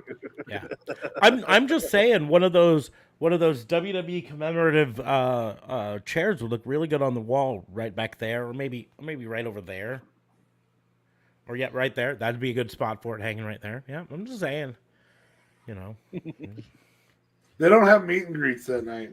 No, they don't. That made me a little bit sad, because there's normally the superstar package that you can do the meet and greets. That's usually a little cheaper and doesn't have all the stuff, but still. No. All the bells and whistles. Anywho's. But yeah, and then Vegas Money in the Bank. So we'll be right in the middle between Hell in a Cell and Money in the Bank. Kind of the build up there. It'll be interesting. I mean, here's the deal. We'll be at that Raw one way or another. Yeah, it's just where we're going to be. It's just, will we be in that location? Yeah. We really want to be in that location. We really want to rock our Pissant podcast gear or a Sasha Bear shirt. Mm-hmm. I might just have to order a special new hat for it or something, or new shirt just for it. Or a mask, since I don't know. Do you guys still wear masks over there? This is America. Specifically, this is Red State. This is Red State America. Yeah, that's what I said. Okay. America. We haven't worn masks since. Let's see here. The Since pandemic March started- 16th, when the lockdowns happened. Let- Pandemic well, started in 2020. Nebraska never had lockdowns. That's an important thing to point out. Nebraska never did any It was lockdowns. up to the individual cities. Yeah, we never did a statewide. Okay. And even the individual cities didn't do full-on lockdowns. They did some restrictions, but they never did full-on lockdowns. Yeah, there was certainly not a shutdown other than for salons. Mm-hmm. Because getting your haircut was dangerous as fuck. I mean, they're scissors. Those things are sharp. I just find it very, very interesting, all the things that didn't get locked down. And So, like, bars are open, no salons problem. were just like 50% capacity with masking. For the Yeah, most part, whatever. businesses were at like 50% capacity with masking. Bars and restaurants were A couple weeks. yeah, 2 weeks. were slowed down, to go orders for a few weeks there, but not shut down, just no in person seating anymore. Yeah. Only for a couple of weeks, though. Wow. But Okay. only for a couple No, it was probably 3 months for the for to that. go Yeah. only. But they also loosened restrictions on things. Bars were now able to sell drinks to go that they weren't able to prior to because Nebraska has weird liquor laws. But you could now order a to-go drink from a bar and take your margarita home or whatever. Odd how that just stuck in, again, Red State America. Yeah. Wait, drinks to go? So you guys I can think we drink in wanna public? keep this one. Technically, it's not a thing. You can't drink in public. Many states have open container laws that while you're on public places, you're not allowed to drink. If Right. you're on your own front lawn, you are allowed to drink. But if you Right. step onto the sidewalk, you are drunk in public. Right. Um, I didn't want to be drunk in public. I wanted to be drunk in a in the bar. They threw me in public. And it all depends. Like open container laws can be, you can't be on the street with even an open container, even if you're not drinking it, as long as it's open. But some states, like Louisiana, have drive-through daiquiri stands. So, it really is the Wild West here in America. But Nebraska specifically has some weird bars Very, very couldn't Bible Belt laws. Bible Belt laws, puritanical laws in some ways. That you could sell alcohol in a business, but they can't take it to go. Prior to COVID, right? You There, could sell closed alcohol from the bar. Like you could get a case of beer and leave with it. yep, but not open alcohol. And there were in many cities in Nebraska, there has been no liquor sales on Sundays. Those laws started to relax before COVID hit, but still, there are many cities that still have no alcohol sales on Sundays. What do they think that's gonna do? Stop people People from don't go buying to alcohol drunk church. on Sundays. It's not going to stop them from drinking on Sundays. They just buy it on Saturday. But That's it. I'm agreeing with you on it. It's a yeah. weird puritanical Well, law. and still, even the places that have relieved that a little bit, it's like noon before they can sell it. And Yep. no liquor sales in the state of Nebraska between the hours of 2 a.m. and is it 6 a.m. or 7 a.m.? Something, 6 or 7. I'm not. Yeah, because 5 hours a day or 4 hours a day, you shouldn't be drinking. Yeah. I mean, you shouldn't buy here, them drinking. You shouldn't be. Yeah. I mean, here technically you can't have. You can't get alcohol after 11 at a convenience store. Oh, yeah. Okay, You can still buy it until like 1 a.m. at a convenience. Yeah, depends convenience on store city or liquor ordinances. store. Yeah, city-wide, but Yeah, in Nebraska, there's a lot of towns that are 1 a.m. There's a lot of towns that are 2 a.m. Oh wow. Omaha and Lincoln are both 2 a.m. yep. Wow. all the other small, large towns in Nebraska are 1 a.m. and have a small town around them that went to 2 a.m. so that their local bar could get extra money from people going there for the last hour. Yeah, that's the thing that happened. Like the city of Kearney said 1 a.m. And so a bunch of the little cities around them said, we'll do 2 a.m.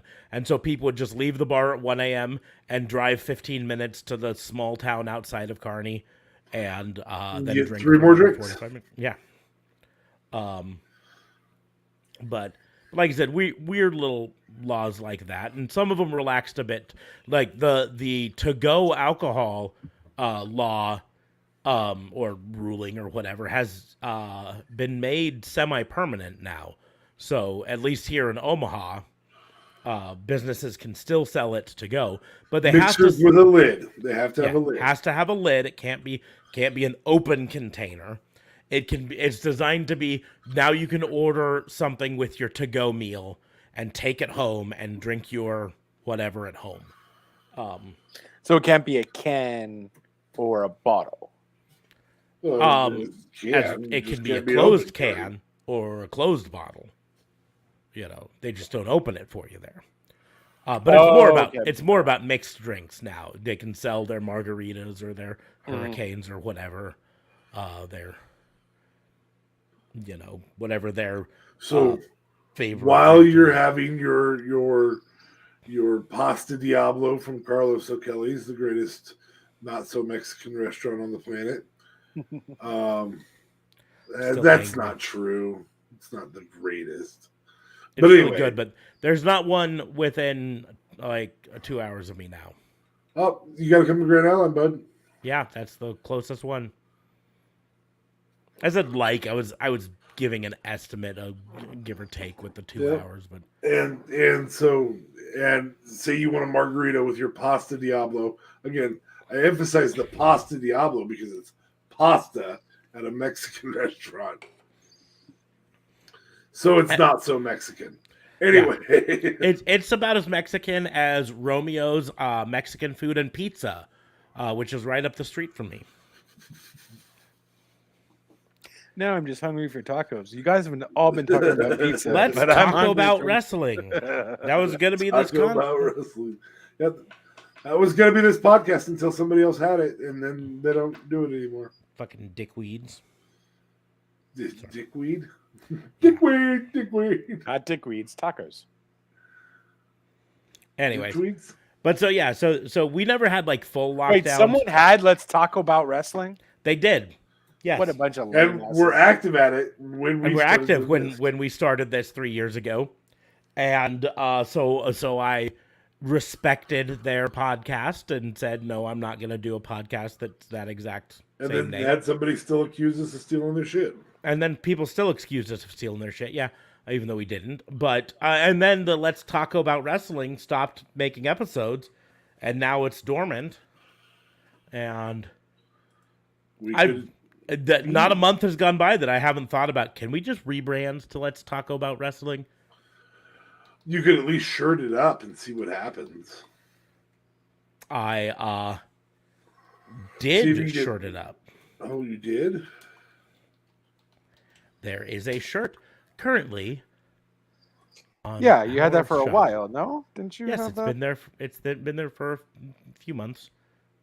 Wrestling. Let's talk about it. Well, that's not the same thing as Let's Talk About Wrestling.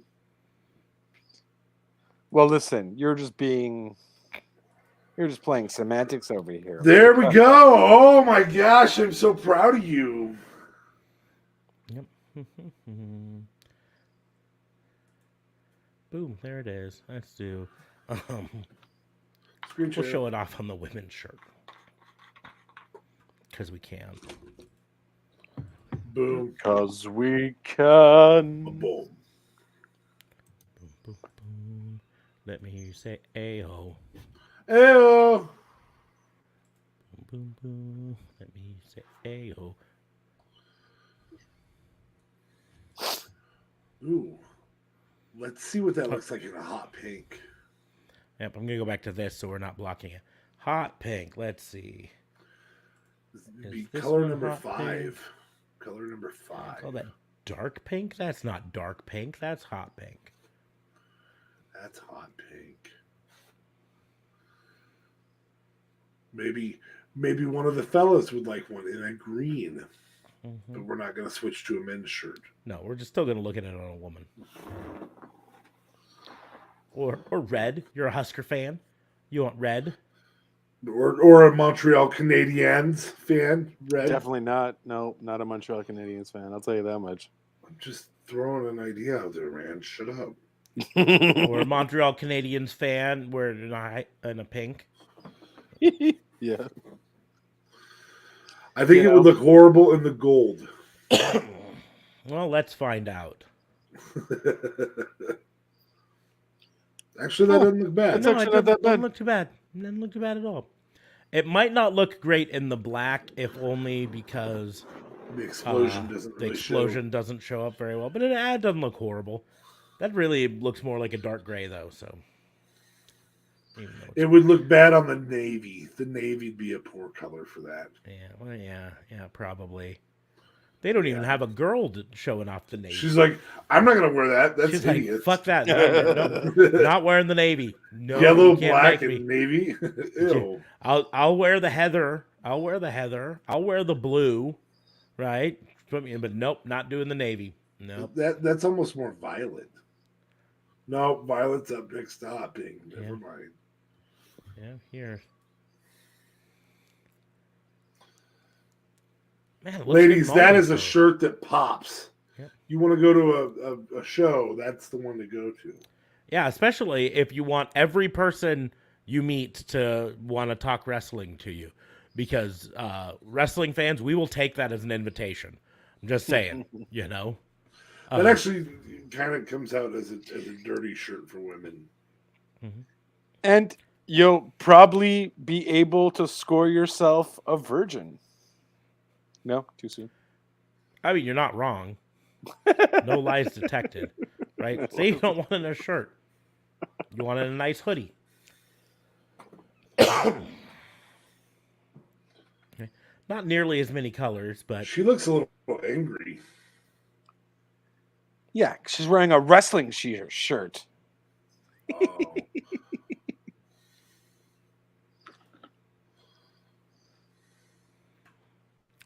anyways, Nebraska, yeah. Back to what we were talking about. We never had like full on lockdowns, like some places did, where you couldn't leave your house and you couldn't, like, all the businesses were closed or whatever. At the time, my job was selling cell phones, and we were considered an essential business and stayed open. A lot of stuff got the essential tag put on it. Yeah. You know, oh, you run a convenience store? You're essential. All your employees are essential. Oh, you run a shirt manufacturing? Yeah, you're essential. Right? Oh, what do? You sell prepaid cell phones? You're essential. You're fucking essential. Right? You're a People have to be laundromat? able to communicate. Essential. Yeah. Oh. You offer commercial vehicles. You're essential. You're essential, right? you rent vehicles to people? You're essential. No People one's aren't driving supposed to be anywhere? traveling. It's okay. You're still essential. You're still essential, right? Essential. Anywho's. But so yeah, so back to it. We're there. I'll probably bring a mask just because I'm that guy still. But quite frankly, I would bet that arena, the mask percentage is really low. Well, I still do see people wear masks though. Oh, On, yeah, depending Raw on the state. SmackDown. Okay, Yeah. true. Yeah. Okay. Yep, where the states are at, you'll see them in Yeah. some states.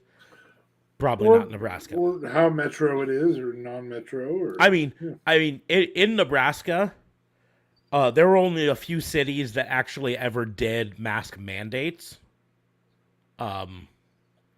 Omaha, where I live, did it. Lincoln did it. I don't know. Did Kearney ever do a full-on mask mandate? Kearney, Hastings, Grand Island, all of them did. Yeah. Did mask mandates? Okay. I think we're the only freaking province that did an actual curfew though. Like we couldn't. Well, go no, there out. were curfews. There were even curfews in individual cities in Nebraska. Yeah. Oh yeah. Yeah. But if you were an essential worker, you could drive after curfew to or from your Yeah. job. You just need a paper from your boss. Ah,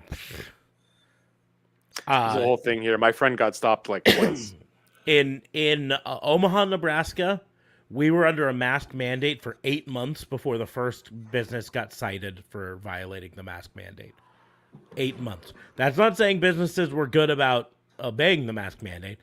That meant that they really didn't enforce them at all. It was a mask mandate in name only. It was like, please wear masks. We could fine you if you don't wear masks. Please. Anyways. So, but yeah, no, what I'll probably get a new shirt before Raw. But I want to, I think I'll do either a Pissant podcast shirt like DA Fabe's currently wearing, or another one of the Raw and Order WBU shirts with the Scan My Boob part to it. Scan My Boob might be good though, because if you randomly meet someone at the show, Yeah. they could scan your boob. Hey, Yeah, just go to this website. Boom. Mhm. What's the scan though? It's for the website or just for the the podcast? link tree. Nice, smart. Mama didn't raise no dummy. No, you certainly have your moments. You certainly have your moments, good sir. Good sir. Anyways. Good sir. But so we will definitely be at that Raw. It's just we don't know exactly where yet. Windy City Riot is turning out to be quite the pay-per-view. Of course, it starts with Mox and Osprey.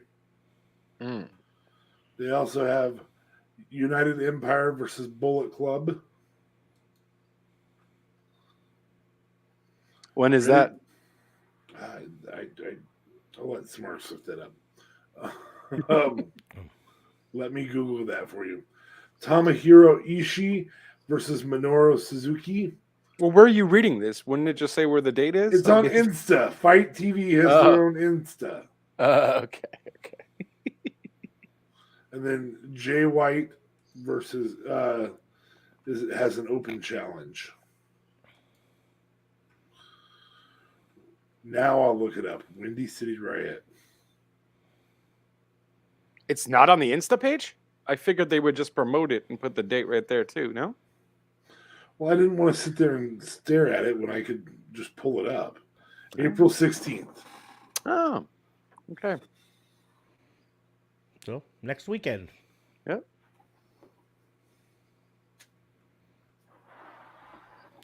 But anyways, we've gone on weird tangents and all of that stuff and everything.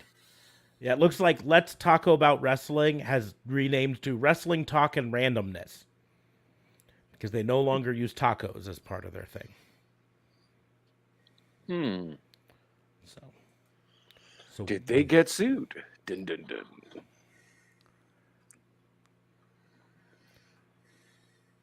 I mean, they still use Let's Talk About Wrestling in their occasionally in their thing, but anyways. We're going to go ahead and wrap things up because we've gone off weird tangents and it's late and my brain is starting to shut down. I'm still in post-WrestleMania haze. So let's go ahead and wrap things up. Make sure to follow us, like, share, and subscribe to the podcast. Click that like button on whether you're watching on YouTube or Facebook or Twitch.tv or listening to it. Share it on your thing. Wherever you listen to podcasts, you can share it there. Do join us for the live stream on Twitch or YouTube or Facebook, wherever you do. We do recommend you follow us on Twitch because we will be doing more Twitch exclusive stuff in the future.